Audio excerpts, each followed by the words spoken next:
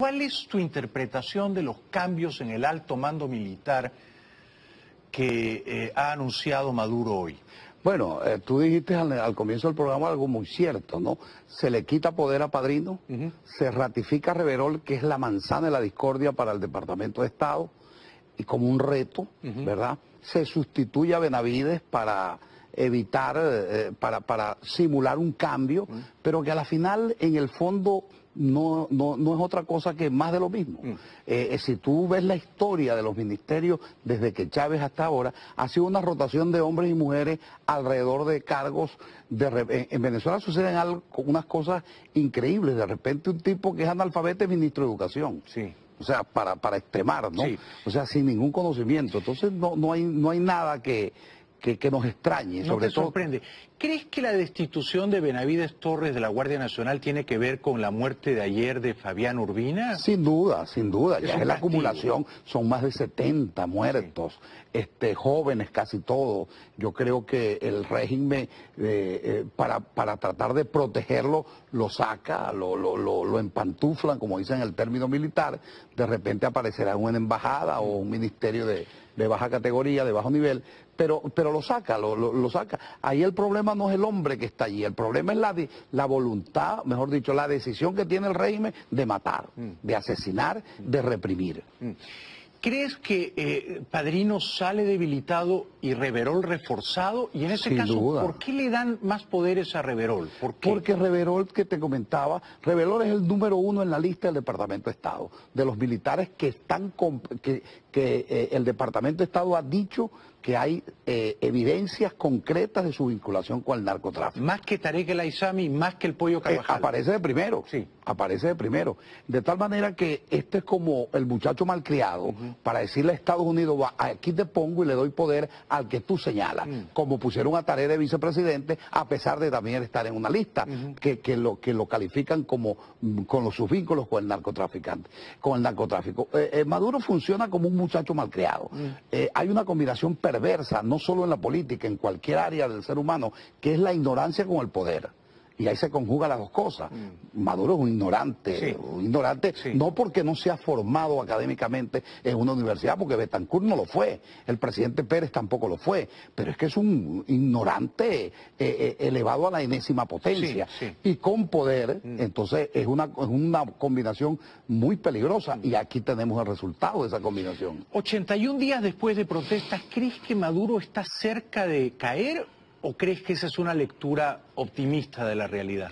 Bueno, hay una gran realidad. A partir de hoy se constituye en Venezuela un gran frente de la unidad en defensa de la Constitución, porque lo que tú comentaste es lo que el Tribunal Supremo de Justicia, que no es más nada que el bufete de Maduro, que es es la oficina estudio de abogado, su estudio jurídico, su escritorio jurídico,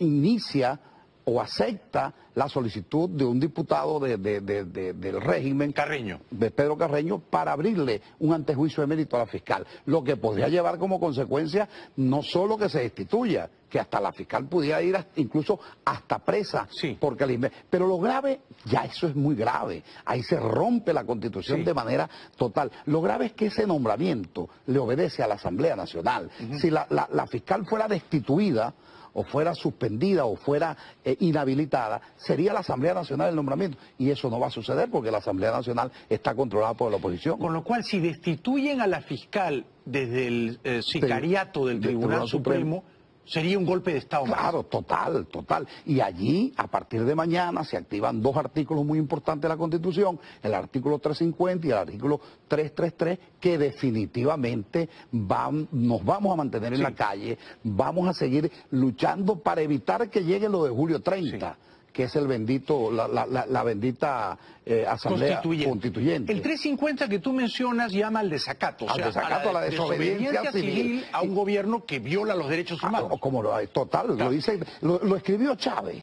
Ese artículo lo escribió Chávez, o sea que no estamos inventando absolutamente nada. La ironía es que la fiscal Ortega y la asamblea opositora defienden la Constitución chavista porque que Maduro se quiere cargar. Como decíamos, la Constitución es buena, el problema es que no se cumple y cuando se implementa mal y se viola constantemente. ¿Crees que, digamos, que la fiscal Ortega va a conseguir ganarle este forcejeo? Porque es como un pulseo de poder entre ella y Maduro, ¿no? No es fácil. ¿Prevalecerá ella? No es fácil, Jaime, no es fácil, porque hay unos poderes secuestrados por el Estado. Sí. Solamente el poder legislativo no está secuestrado por el Estado. Un Estado que juega a juego cerrado, o sea, Maduro está jugando su propio juego, está acorralado, pero el hecho de estar acorralado no le evita jugar su propio juego. Y el propio juego es la defensa, mantener en el poder a como dé lugar, y hará todo lo que tenga en sus manos para lograrlo. Ahora bien, hay un país con más del 85, 88% que desconoce, que está en desacuerdo con la manera como Maduro ha manejado el país. Bueno, Vladimir Villegas, que era chavista, ¿no? Fue ministro, fue ha embajador. Dicho ahora que ya no es un problema entre un gobierno y una oposición. Ha dicho, es que está el país entero contra el gobierno. Así es, casi el 90%. Y entonces ellos niegan esa realidad, dicen que se vive en paz, que en Venezuela no hay ningún problema, cuando todos sabemos la indignación que nos causa a los venezolanos en cualquier parte del mundo cuando vemos que están hurgando la basura, que hay niños que se mueren porque no hay alimento, que hay personas que fallecen porque carecen de medicina, y ese es el país que nos está heredando estos sinvergüenzas, estos estafadores de la democracia que se instauraron en el país hace 18 años. ¿La oposición está haciendo todo bien o hay algo más que podría hacer? No, yo creo que está haciendo todo bien. Yo creo que está haciendo, el liderazgo opositor ha venido encauzando ese malestar de manera, yo diría que muy bien. Si me preguntas qué falta, sí, yo diría que terminar de conectarnos con esa base. Yo te comento. ¿De qué manera, por ejemplo? Bueno, al lado de Miraflores hay un barrio, yo no soy de la capital, yo soy de la provincia, pero sé que hay un barrio llamado Gramovén, que tiene 1,5 millones de habitantes. Si ese 1,5 millones de habitantes, que afectivamente, ideológicamente o políticamente estuvo vinculado con el chavismo, sí, y que hoy en día no está contento con lo que Maduro ha venido haciendo, baja, se acaba el gobierno, se acaba el régimen, pero de un 2x3. Esa conexión ha faltado. Hay que hablarles a ellos. Hay que hablarles a ellos. No todos ellos tienen acceso a las redes sociales, que es un mecanismo que utilizamos nosotros, pero ellos tienen un control mediático absoluto. Tú vas a Venezuela y todos los canales, absolutamente todos los canales, los privados y los públicos, los privados están obligados a difundir mensajes del régimen, cada rato. Y entonces, ¿cómo haría la oposición, el liderazgo opositor, para llegarles a esos pobladores? Se está llegando por varias vías. Caminando. Uno, porque ellos mismos se están dando cuenta del fracaso, porque ellos mismos saben que ya la bolsa del CLAP no es suficiente para satisfacer las necesidades. Y el liderazgo opositor está caminando, está tocando puertas, está entrando en sectores que anteriormente era casi imposible entrar. Y esa conexión se va a ir logrando de manera más rápida de lo que podíamos pensar por estas cosas que están sucediendo. La fiscal sabemos que tuvo su carantoña con el presidente Chávez, o sea, de identidad política, como el ministro Navarro, la ministra Osorio, y Juan Barreto, en fin, una serie de hombres y mujeres que se dieron cuenta. Desafectos al chavismo. Claro que pero en realidad la fiscal sigue siendo chavista. Claro, en el fondo reclama, lo que reclama la fiscal es que se cumpla la Constitución. Exacto. No traicionar en lo que tanto ellos creyeron. Y esa Constitución había introducido una figura, el referéndum revocatorio, que Chávez... y se lo pasaron por el bolsillo. Pues claro. Lo irrespetaron. No convocan elecciones. Hay un Consejo Nacional Electoral con su rectora vencido el plazo desde hace muchos años. Entonces, un país que está trancado por todos lados, constitucionalmente, no hay violación de derechos humanos, violación de derechos civiles, y violación a la libertad de expresión. Un país que está colapsado. ¿Qué puede hacer Trump para ayudarlos a ustedes? A mí me preocupa que el presidente Trump o el gobierno de los Estados Unidos a estas alturas todavía no haya designado el subsecretario para la región y tampoco haya designado el embajador a la OEA. Yo te lo voy a decir en términos muy maracuchos, pues muy zulianos. Aquí la pelea es peleando. Chávez agarró la chequera petrolera y se fue para todas las islas de Caricón. Sí, sí, sí. Y comenzó a comprar voluntades. Sí. A fuerza de petróleo y a fuerza de chequera. Por eso ayer no se llegaron a 23 votos, se quedaron en 20. En 20, que subimos Sí. un poquito.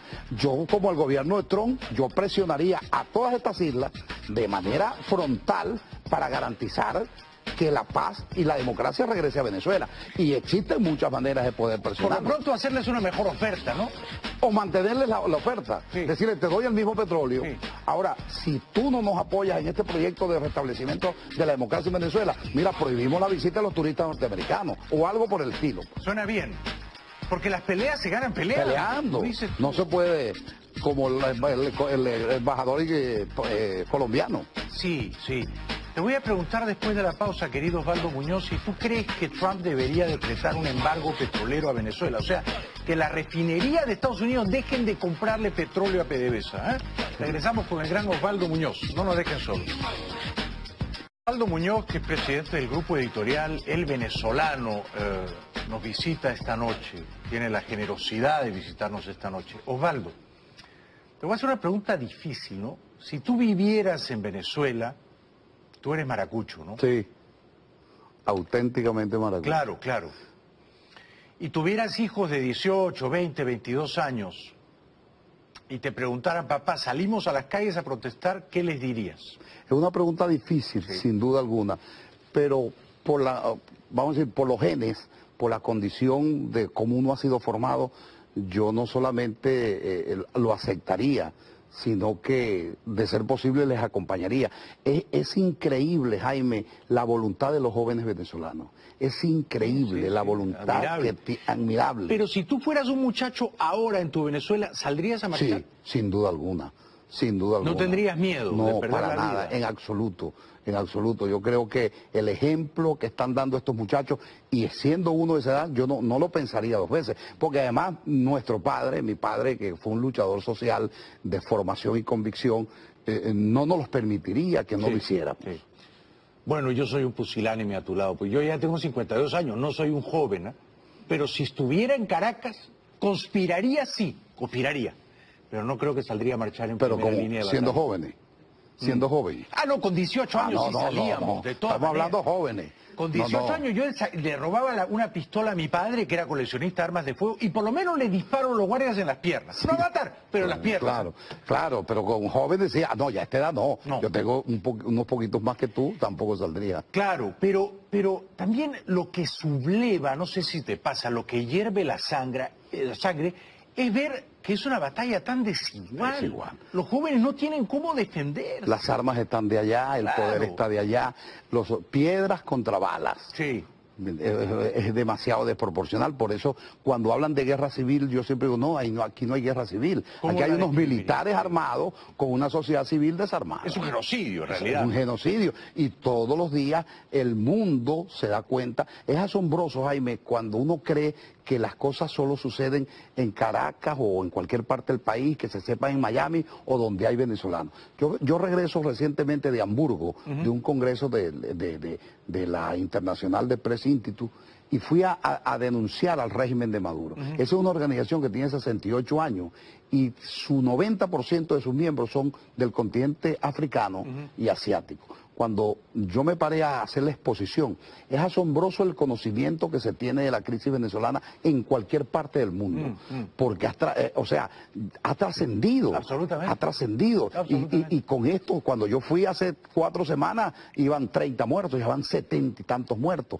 Entonces, están desenmascarados, el mundo sabe qué es lo que hay en Venezuela. Preguntas. Vamos a llegar al embargo petrolero y a la venta de gasolina que hace Estados Unidos a Venezuela, porque aunque parezca increíble, Venezuela compra gasolina de Estados Unidos, importa gasolina. Hay asesores de Trump que están considerando dejar de venderle gasolina a Venezuela. ¿Te parecería una buena idea? Bueno, habría que ver a quién afecta de verdad. Si afecta al régimen, yo lanzaría la primera piedra. Claro, pero a lo mejor afecta a los motorizados, afecta a los colectivos, a la guardia. Es posible. Sí. Yo creo que aquí cualquier estrategia es válida. O sea, cualquier estrategia que se tenga que utilizar para salir de este régimen hay que utilizarla. Es mejor Sí. mover ficha que no hacer nada. Exacto. Claro. Si eso es posible y es viable, y da resultado, lo haremos. Yo creo firmemente en nosotros los venezolanos. Ese pueblo heroico que está mañana, tarde y noche a dejarse 80 días en la calle, va a seguir en la calle y va a llevarnos al rescate de la democracia. Porque no se trata de un triunfo, porque en estas peleas tan desiguales no podemos hablar de triunfo con 80 muertos, con 70 muchachos. Correcto. Pero sí el regreso a la democracia para tener una Venezuela que es la Venezuela que soñamos, la Venezuela donde todos estemos integrados, donde respetemos el disentimiento, donde nos permitan discutir sin temor a que nos van a perseguir, a que nos van a apresar o a que nos van a matar, como sucede. Claro.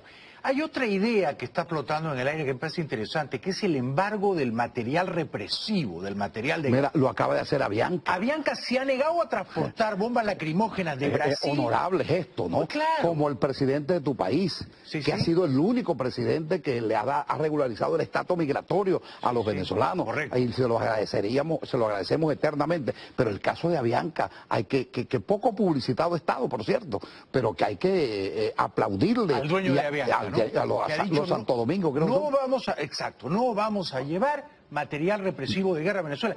Yo creo que allí Trump y los países de América Latina que quieren el regreso a la democracia en Venezuela podrían tratar de articular una suerte de embargo de armas de guerra a Venezuela, ¿no? Claro, los rusos venden, los chinos venden, pero bueno, que sigan vendiendo y que sigan comprometiendo el futuro de la cesta petrolera, como se los ha dicho Julio Borges, a quienes han aprovechado los momentos de la debilidad económica en Venezuela para hacer negocio. Se lo dijo a esta firma que acaba de comprar 3.000 millones en 800.000 millones. Goldman Sachs. 800 millones. O sea, se ganaron 3.000. Exacto. 2.200 millones en 5 años. En 5 años. Eso es usura, ¿no? Obviamente, y además es aprovecharse del dolor de un pueblo, de una situación terrible. Bueno, así pasa con los convenios petroleros con Rusia, y así pasa con los convenios petroleros con la China. De tal manera que estamos en una situación que a la final el problema de los venezolanos lo vamos a resolver nosotros con toda seguridad, pero sin duda alguna que la ayuda internacional, la vocería internacional es de gran importancia en estos momentos. Te agradezco de corazón por el brillante trabajo que haces en tus canales y en tus periódicos, Osvaldo Muñoz. Gracias, Jaime. Te veo siempre con profundo respeto. Un aplauso para Osvaldo Muñoz, por favor. Muchas gracias. Y voy a comprar la pastillita. Hasta pronto. Vuelve pronto. Seguro. Ya regresamos. Aunque usted no lo crea, en estos tiempos en los que todo está globalizado, nos ven muchos venezolanos en Australia. Y especialmente a Ernesto y a María Auxiliadora en Queensland, Australia. Gracias por vernos. También a la guapísima Peta Olivera, que me saludó hoy en el barrio donde vivo. Mañana, si hay suerte, conversaré con el senador colombiano, precandidato presidencial, Iván Duque. No se pierdan a Iván Duque mañana. Gracias por hoy. Buenas noches. Hasta mañana. Hay una combinación perversa, no solo en la política, en cualquier área del ser humano, que es la ignorancia con el poder. Y ahí se conjugan las dos cosas. Maduro es un ignorante, no porque no se ha formado académicamente en una universidad, porque Betancourt no lo fue, el presidente Pérez tampoco lo fue, pero es que es un ignorante elevado a la enésima potencia. Y con poder, entonces es una combinación muy peligrosa, y aquí tenemos el resultado de esa combinación. 81 días después de protestas, ¿crees que Maduro está cerca de caer? ¿O crees que esa es una lectura optimista de la realidad? Bueno, hay una gran realidad. A partir de hoy se constituye en Venezuela un gran frente de la unidad en defensa de la Constitución. Porque lo que tú comentaste es lo que el Tribunal Supremo de Justicia, que no es más nada que el bufete de Maduro, que es es la oficina estudio de abogados, su estudio jurídico, su escritorio jurídico,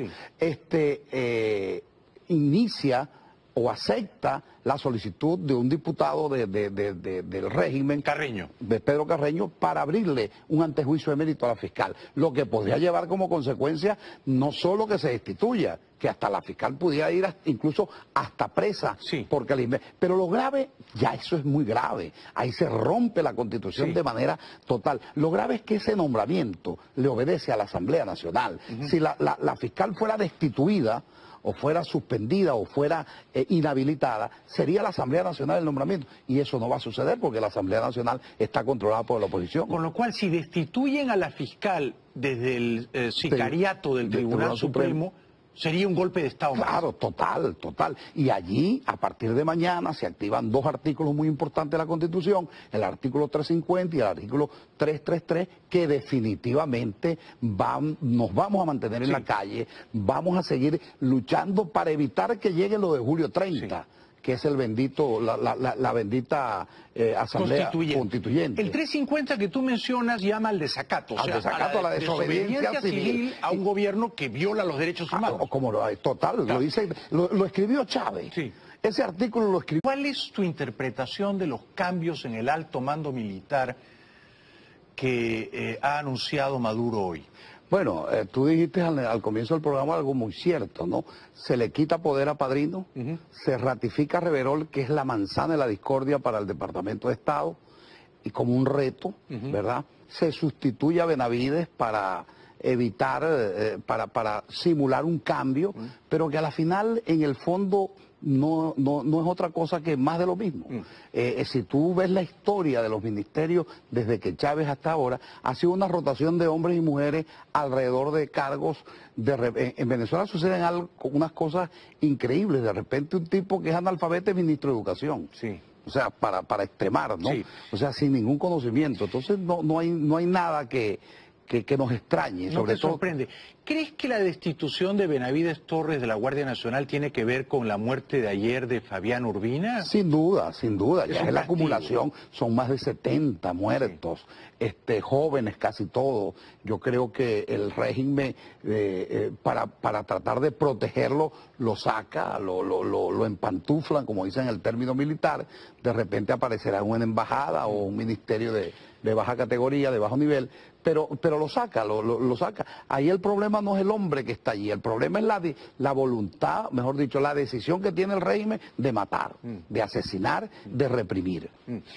¿Crees que Padrino sale debilitado y Reverol reforzado? Y en ese Sin caso, duda. ¿por qué le dan más poderes a Reverol? ¿Por qué? Porque Reverol, que te comentaba, Reverol es el número 1 en la lista del Departamento de Estado, de los militares que están el Departamento de Estado ha dicho que hay evidencias concretas de su vinculación con el narcotráfico. Más que Tarek El Aissami, más que el Pollo Carvajal. Aparece de primero, aparece de primero. De tal manera que este es como el muchacho malcriado para decirle a Estados Unidos, aquí te pongo y le doy poder al que tú señalas. Como pusieron a Tarek de vicepresidente, a pesar de también estar en una lista, que lo califican como con sus vínculos con el narcotráfico.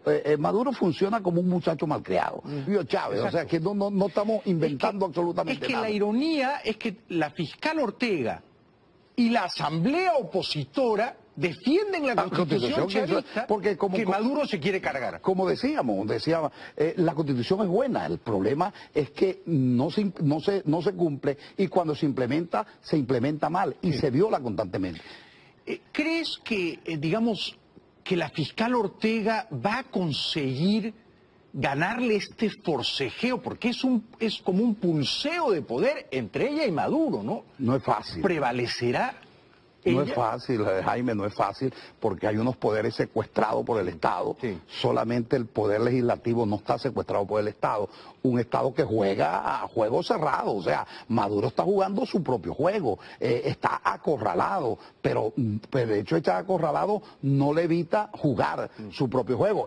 Y el propio juego es la defensa, mantener en el poder a como dé lugar, y hará todo lo que tenga en sus manos para lograrlo. Ahora bien, hay un país con más del 85-88% que desconoce, que está en desacuerdo con la manera como Maduro ha manejado el país. Bueno, Vladimir Villegas, que era chavista, ¿no? Fue ministro, fue embajador. Ha dicho ahora que ya no es un problema entre un gobierno y una oposición. Ha dicho, es que está el país entero contra el gobierno. Así es, casi el 90%. Y entonces ellos niegan esa realidad, dicen que se vive en paz, que en Venezuela no hay ningún problema, cuando todos sabemos la indignación que nos causa a los venezolanos en cualquier parte del mundo cuando vemos que están hurgando la basura, que hay niños que se mueren porque no hay alimento, que hay personas que fallecen porque carecen de medicina, y ese es el país que nos está heredando estos sinvergüenzas sinvergüenza, estos estafadores de la democracia que se instauraron en el país hace 18 años. ¿La oposición está haciendo todo bien o hay algo más que podría hacer? No, yo creo que está haciendo todo bien. Yo creo que está haciendo, el liderazgo opositor ha venido llevando, ha venido encauzando ese malestar de manera, yo diría que muy bien. Si me preguntas qué falta, sí, yo diría que terminar de conectarnos con esa base. Yo te comento. ¿De qué manera, por ejemplo? Bueno, al lado de Miraflores hay un barrio, yo no soy de la capital, yo soy de la provincia, pero sé que hay un barrio llamado Gramovén, que tiene 1,5 millones de habitantes. Si ese 1,5 millones de habitantes, que afectivamente, ideológicamente o políticamente estuvo vinculado con el chavismo, sí, y que hoy en día no está contento con lo que Maduro ha venido haciendo, baja, se acaba el gobierno, se acaba el régimen, pero de un 2x3. Esa conexión ha faltado. Hay que hablarles a ellos. Hay que hablarles a ellos.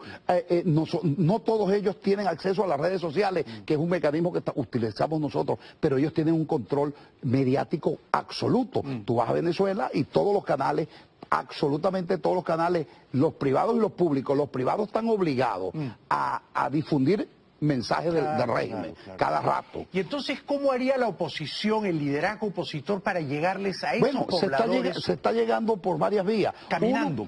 Uno, porque ellos mismos se están dando cuenta del fracaso, porque ellos mismos saben que ya la bolsa del CLAP no es suficiente para satisfacer las necesidades. Y el liderazgo opositor está caminando, está tocando puertas, está entrando en sectores que anteriormente era casi imposible entrar. Y esa conexión se va a ir logrando de manera más rápida de lo que podíamos pensar por estas cosas que están sucediendo. La fiscal sabemos que tuvo su carantoña con el presidente Chávez, o sea, de identidad política, como el ministro Navarro, la ministra Osorio, y Juan Barreto, en fin, una serie de hombres y mujeres que se dieron cuenta. Desafectos al chavismo.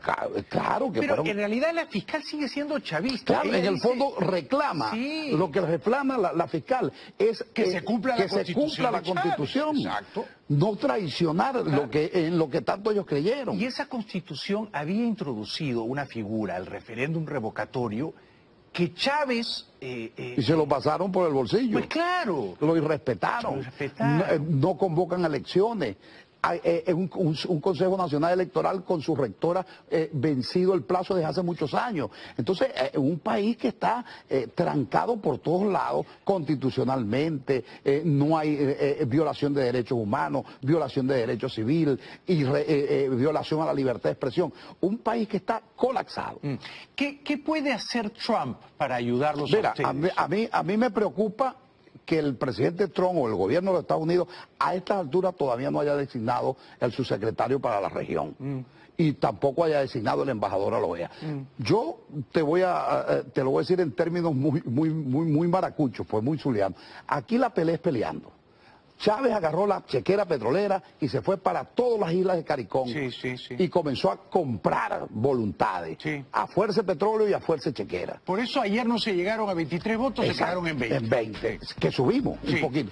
Yo, como el gobierno de Trump, yo presionaría a todas estas islas de manera frontal para garantizar que la paz y la democracia regrese a Venezuela. Y existen muchas maneras de poder presionar. Por lo pronto hacerles una mejor oferta, ¿no?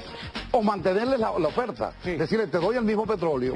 Ahora, si tú no nos apoyas en este proyecto de restablecimiento de la democracia en Venezuela, mira, prohibimos la visita de los turistas norteamerinos o algo por el estilo. Suena bien. Porque las peleas se ganan peleando. No se puede, como el embajador colombiano. Sí. Te voy a preguntar después de la pausa, querido Osvaldo Muñoz, si tú crees que Trump debería decretar un embargo petrolero a Venezuela. O sea, que la refinería de Estados Unidos dejen de comprarle petróleo a PDVSA. Regresamos con el gran Osvaldo Muñoz. No nos dejen solos. Osvaldo Muñoz, que es presidente del grupo editorial El Venezolano, nos visita esta noche. Tiene la generosidad de visitarnos esta noche. Osvaldo, te voy a hacer una pregunta difícil, ¿no? Si tú vivieras en Venezuela... Tú eres maracucho, ¿no? Sí, auténticamente maracucho. Claro. Y tuvieras hijos de 18, 20, 22 años y te preguntaran, papá, salimos a las calles a protestar, ¿qué les dirías? Es una pregunta difícil, sin duda alguna, pero vamos a decir, por los genes, por la condición de cómo uno ha sido formado, yo no solamente lo aceptaría, sino que de ser posible les acompañaría. Es increíble, Jaime, la voluntad de los jóvenes venezolanos. Es